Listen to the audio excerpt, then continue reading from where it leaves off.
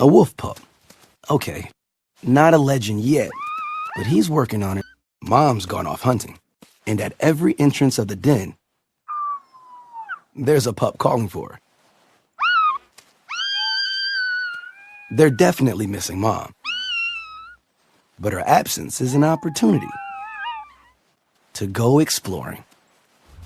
The world outside is fun. Mostly. This play builds their strength and agility and establishes their rank in the pack.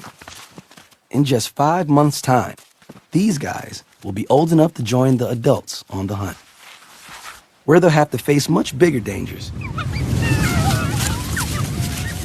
Adult wolves must catch up to 50% more prey when they've got pups to feed.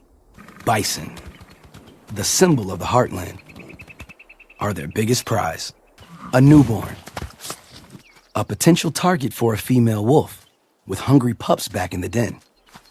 She could take down the calf, if she can get past the bodyguard. 2 mothers, eye to eye, no contest. She doesn't have the weapons to tackle a healthy adult bison alone. She heads off to rejoin her pack.